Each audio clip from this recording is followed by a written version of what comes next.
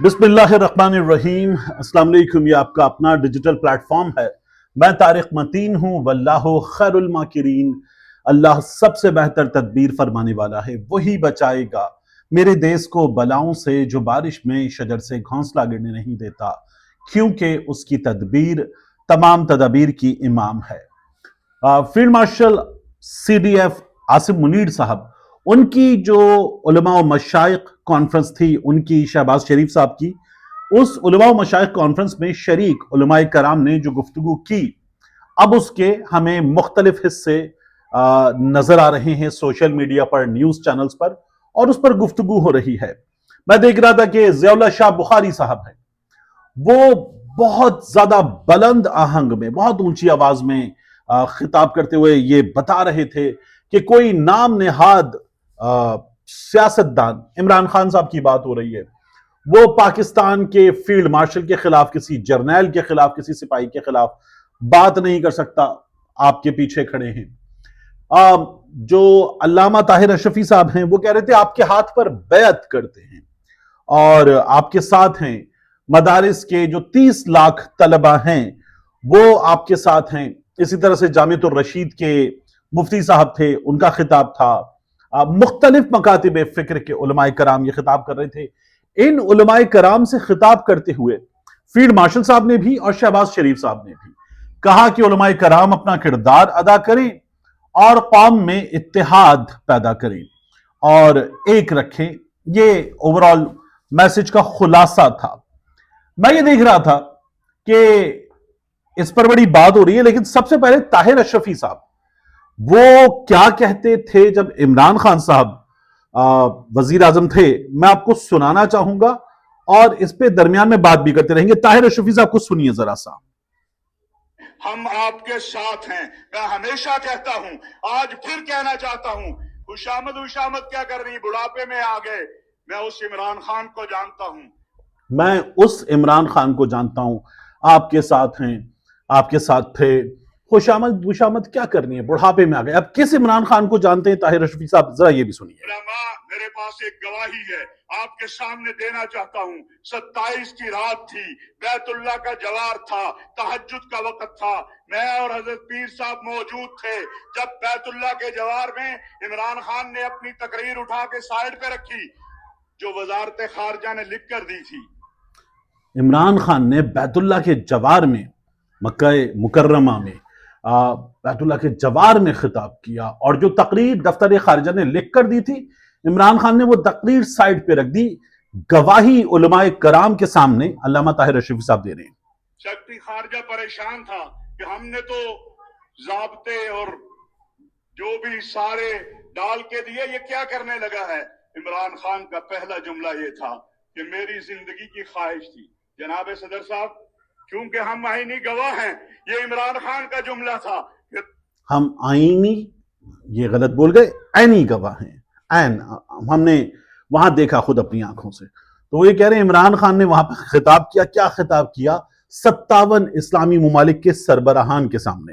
मेरी जिंदगी की ख्वाहिश थी कि कभी मैं तुम 57 सरबराहों से मुखातिब हूं।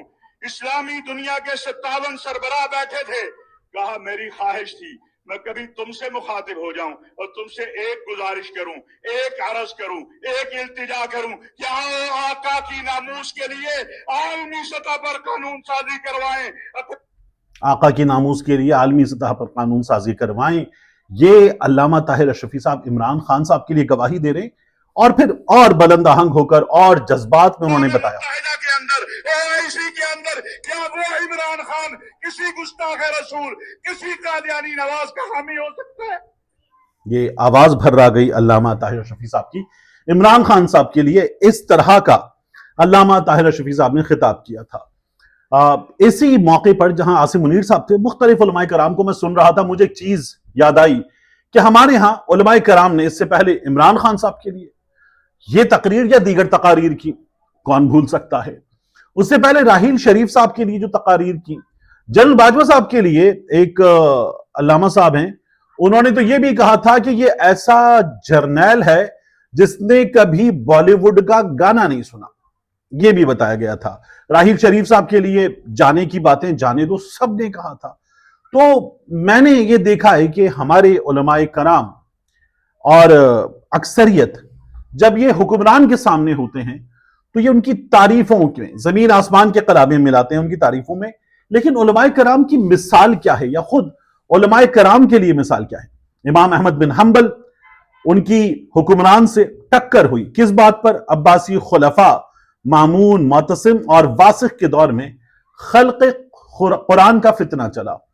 حکمران اصرار کر رہے تھے کہ قرآن کو مخلوق مانے، لیکن امام صاحب نے یہ کہا کہ قرآن اللہ کا کلام ہے، مخلوق نہیں ہے۔ قید ہوئی، کوڑے مارے گئے، سخت اذیت دی گئی، مگر انہوں نے ایک حرف تبدیل نہیں کیا۔ آخرکار خلیفہ متوکل نے ان کی عزت اور توقیر بحال کی۔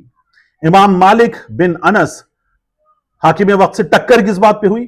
مدینہ میں ایک فتویٰ دیا طلاق کے حوالے سے کہ زبردستی لی گئی طلاق نافذ نہیں ہوتی اگر زبردستی لی جائے۔ حکمرانوں نے سیاسی مسئلہ بنا لیا اور حکمرانوں کے حکم پر امام مالک کو سرے بازار کوڑے مارے گئے، مگر انہوں نے فتویٰ واپس نہیں لیا، حکمرانوں کو خوش کرنے کے لیے موقف نہیں بدلا۔ امام ابو حنیفہ، حاکم وقت سے ٹکر کس بات پہ ہوئی؟ کہ چیف جسٹس کا منصب قبول کرنے، وہ منصب قضا، لیکن انہوں نے انکار کیا کیونکہ حکمران ان کو اپنی مرضی کے فیصلے ان سے لینے کے لیے استعمال کرنا چاہتے تھے۔ قید میں ڈالے گئے، مسلسل جسمانی مشقت ان سے کروائی گئی، بعض روایات کے مطابق زہر دے کر شہید کر دیا گیا، آخری دم تک حکومت کی ناجائز مداخلت کو قبول نہیں کیا۔ امام شافعی، یمن کے حاکم نے جھوٹے سیاسی مقدمے میں باندھ کر بغداد بھیجا، عباسی خلیفہ ہارون الرشید کے دربار میں پیشی ہوئی، الزام تھا کہ علویوں کی مدد کر رہے، سزا ہونے والی تھی، مگر حاکم وقت ان کی حق گوئی سے متاثر ہوا بلکہ لرز گیا اور پھر اس کے بعد ان کی جان چھوٹی، لیکن بارہا نگرانی، نظر بندی، پابندیاں، ان تمام چیزوں سے امام گزرے۔ یہ تمام ہمارے سامنے، اور یہ چند مثالیں ہیں، بڑی بڑی مثالیں ہیں۔ علماء کرام نے حاکموں کے دربار میں کلمہ حق بلند کیا ہے، یہ بہترین افضل جہاد ہے۔ اب یہاں میں یہ نہیں کہہ رہا کہ چلیں جی شہباز شریف صاحب آپ کے سامنے آ گئے بطور وزیر اعظم، ان کے سامنے کلمہ حق بلند کریں، کرنا چاہیے، لیکن میں اس وقت تو یہ بھی نہیں کہہ رہا۔ فیلڈ مارشل صاحب، سی ڈی ایف صاحب کے سامنے آپ یہ بات کریں، لیکن بات یہ ہے کہ اس وقت شہباز شریف صاحب آپ کے سامنے بیٹھے تھے، علماء کرام کو یہ جو مینڈیٹ ہے اس پہ بات نہیں کرنی تھی، علماء کرام کو یہ جو ہمارے ہاں جس طرح سے مقدمات بنے اس پہ بات نہیں کرنی تھی، علماء کرام کو جو غربت ہے، مہنگائی ہے، بے روزگاری، عام آدمی کے مسائل اس پہ بات نہیں کرنی تھی۔ مفتی تقی عثمانی صاحب جو استثناء ہے اس کو باقاعدہ طور پر غیر اسلامی قرار دے چکے، علماء کرام کو اس پہ بات نہیں کرنی تھی۔ علماء کرام نے عجیب عوامی مسائل پر بات نہیں کی، اپنے مسائل پر بات نہیں کی، جہاں علماء کرام کی رائے آنی چاہیے تھی اس پر بات نہیں کی۔ اور فیلڈ مارشل صاحب، یہ آپ کے سامنے جو تمام لوگ تعریفیں کر رہے ہیں، یہ اس سے پہلے باقی تمام لوگوں کے سامنے بھی اسی طرح سے، حکمرانوں کے سامنے شہباز شریف صاحب اسی طرح سے تعریفیں کر چکے ہیں۔ اس لیے اگر ان کو عوام کے لیے ایک مثال بنا کر پیش کر رہے ہیں تو لوگ اس مثال کو مانیں گے نہیں۔ دوسرا میں آپ سے عرض کروں، ان سے اتحاد کی درخواست کروائی جائے گی، ان کا ہم نے اپنا اتحاد دیکھا ہے، اہل حدیث اہل سنت کے خلاف، اہل سنت اہل حدیث کے خلاف، وہابی بریلوی کے خلاف، بریلوی دیوبندی کے خلاف، سب مل کے اہل تشیع کے خلاف، ان سے اتحاد کی درخواست کروائی جائے گی۔ کامن گراؤنڈز جن پر متحد ہوا جا سکتا ہے، یہ علماء کرام، میری کوئی حیثیت نہیں کہ میں ان کے سامنے بات کروں، لیکن یہ علماء کرام ان پر بھی متحد نہیں ہوتے تو پھر کیا بات کریں ہم۔ اس لیے اگر ان کو بطور مثال لوگوں کے سامنے پیش کرنا ہے کہ یہ وہ شخصیات ہیں جو آپ کو کہہ رہی ہیں کہ متحد ہو جائیے، تو پھر میرا خیال ہے کہ سوچنے کی ضرورت ہے کہ کیا یہ کوئی بہت اچھا موو ہے یا نہیں۔ اس کے بعد فیصل واؤڈا صاحب ترجمان، اور وہ بار بار بتاتے ہیں کہ کیا ہونے جا رہا ہے، کس کے ساتھ ہوگا، کتنا خطرناک ہوگا۔ ایک تو انہوں نے بتایا کہ فیض حمید صاحب جو ہیں وہ گواہی دیں گے عمران خان صاحب کے خلاف، ایک شخص جو گرفتار ہے، جس کو سزا ہو چکی ہے اور مزید سزا ہو سکتی، کیا اس کی گواہی معتبر ہوگی؟ کیونکہ وہ تو انڈر انفلوئنس قرار دیا جا سکتا ہے، تو اس کی گواہی کیسے معتبر ہوگی؟ عدالتیں تو شاید مان جائیں گی، کیا لوگ مان پائیں گے؟ یہ ایک بہت بڑا سوال ہے، کیونکہ مسئلہ تو بیانیے کا ہے، لوگوں کے سامنے بنانا ہے، تو کیا لوگ تسلیم کر لیں گے؟ ایک مسئلہ۔ दूसरा, फैसल बावड़ा साहब कह रहे हैं कि अथर मिनल्ला जैसे लोगों का भी एहतिसाब होना है, सहूलतकारों को नहीं छोड़ा जाएगा। ये फैसल बावड़ा साहब बता रहे हैं। कुछ लोग कह रहे हैं कि मंसूर अली शाह साहब हुए, अथर मिनल्ला साहब हुए, इसी तरह से दीगर जज साहिबान जिन्होंने अपने मनसब से इस्तीफा दे दिया है, वो जज साहिबान जो हैं वो भी अभी कार्रवाई के अमल से गुजरेंगे और उनको ये जो अपना मुख्तलिफ सरकारी मुराआत का पैकेज है उसके हुसूल में भी खबरें आ रही हैं कि मुश्किलात का सामना रहेगा। देखते हैं क्या होता है, लेकिन बात यहां तक पहुंच रही है तो देखें कि इसमें क्या बनता है। एक और बहुत दिलचस्प चीज हमारे सामने रखी है हफीजुल्लाह नियाजी साहब ने, वो इस हुकूमत के चल पाने ना चल पाने, एक पेज सेम पेज फट जाने, इसके बारे में है। वो कहते हैं कि ये जो तरामीम हुई हैं इन्होंने दो मुमकिन रास्ते दिए हैं। अगर पाकिस्तान पीपल्स पार्टी मिनवन मान गई तो इमरान खान पहले अंजाम को पहुंचाए जाएंगे और ऐसी सूरत में अगले आम इंतखाबात को 5 या 7 साल या गैर मुय्यना मुद्दत तक जबरी रुखसत पे भेज दिया जाएगा। इलेक्शन हो ही नहीं। मेरा ख्याल है आसान नहीं होगा, नहीं करवाया जा सकता, लेकिन हमारे यहां हमने ये देखा है कि वो जो उमर शरीफ मरहूम थे, उमर भाई से मेरी 2-3 मुलाकातें थी बड़ी अच्छी। तो उमर शरीफ मरहूम ने एक बार कहा था कि हमारे यहां तो हाथी से भी बुलवाया जा सकता है कि वो चीखता चिल्लाता है कि हाँ हाँ मैं हिरन हूं, हाँ हाँ मैं हिरन हूं। तो अब देखिए क्या होता है कि ये इंतखाबाती 5-7 साल आगे चले जाएं। हमने बहुत सारी चीजें जो है वो 3-4 साल 5 साल आगे जाते हुए देखी हैं। दूसरा, वो कहते हैं कि अगर ये नहीं होगा, अगर पीपल्स पार्टी इन तरामीम पर ऑन बोर्ड ना हुई तो फिर इमरान खान की सजा मौखर और 1 साल बाद यानी 2026 में, मैं आपसे कह रहा हूं 2026 के मिड के बाद, बाज खबरें हैं 2026 के इख्तिताम की जानिब आरटीएस और फॉर्म 47+ के मुताबिक आम इंतखाबात करवा दिए जाएंगे ताकि अगली 2/3 अक्सरियत के साथ पीपल्स पार्टी के बगैर हुकूमत कायम की जा सके। ये वो बता रहे हैं और वो ये भी बताते हैं कि इससे आगे पाकिस्तान पीपल्स पार्टी की सियासत भैंट चढ़ाएगी जो नाकाबिल कबूल है बिलावल भुट्टो जरदारी को, कि अगर ये सब कुछ हुआ तो अब नियाजी साहब ये नक्शा खींच रहे हैं। ये हमारे यहां पहले भी लोगों ने बात की थी कि इस असेंबली को एक्सटेंशन दे दी जाए, यानी एक्सटेंशन हमने देखा कि आर्मी चीफ को मिली, एयर चीफ को मिली, जज साहिबान को भी मिल गई एक लिहाज से जो आईनी अदालत आ गए, मगर अब एक्सटेंशन दे दी जाए पार्लियामान को तो ये भी हो जाएगा। चीफ इलेक्शन कमिश्नर को भी एक्सटेंशन मिली, तो कोई एक एक्सटेंशन होनी चाहिए अवाम के लिए भी, कि अवाम जिस जगह वो फील करे कि उन्हें रिलीफ मिल गया है तो वो वहां से आगे चलता चला जाए और फिर अवाम को एक्सटेंशन मिल जाए।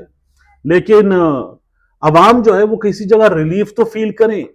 इस हुकूमत के 3 साल, यानी जब इमरान खान को निकालने के बाद आए, अब तो 3.5 साल हो गए, तो क्या अवाम को कहीं किसी जगह रिलीफ मिला? इमरान खान के दिनों में जो महंगाई थी उससे बहुत ज्यादा महंगाई हो गई, जो बिजली का रेट था उससे बहुत ज्यादा बिजली का रेट हो गया, जो पेट्रोल का रेट था बहुत ज्यादा पेट्रोल का रेट हो गया, जो डॉलर का रेट था वो बहुत ऊपर जा चुका। और उसके बाद जो मसाइल हैं और जिस तरह से एक आम आदमी को हर जगह लूटा जा रहा है, सड़क पे पुलिस लूट रही है, एयरपोर्ट पे इंतजामिया लूट रही है, बाहर जाने देने से रोकने के लिए लूट रही है, डक्की भाई को एफआईए वाले, एनसीसीआईए वाले लूट रहे हैं, जो लोग गिरफ्तार हो गए उनको इसलिए लूटा जाता है कि अब तुम्हें अदालत ले जाएंगे तो इसके लिए पैसे दे दो, अदालत तुम्हें जुडिशियल कर देगी तो तुम्हें अपनी हिरासत से जेल भेजेंगे, जेल भेजने के लिए पैसे दे दो, तुम्हारी जमानत होने दें इसके लिए पैसे दे दो, अगले मुकदमे में गिरफ्तार ना करें इसके लिए पैसे दे दो, तुम्हारी वालदा का इंतकाल हो गया है तुम्हें पैरोल पे रिहाई चाहिए इसके लिए पैसे दे दो। हम इस जगह पहुंच चुके हैं जो बहुत बहुत तशवीशनाक है। अवाम को अगर किसी एक जगह रिलीफ मिले ना तो अवाम भी कहे कि यहां से आगे इस कंडीशन को, इस वक्त को, इस हालत को एक्सटेंशन दे दो, लेकिन उनके लिए तो कोई रिलीफ है ही नहीं। मिलते हैं इंशाअल्लाह आपसे अगली वीडियो में।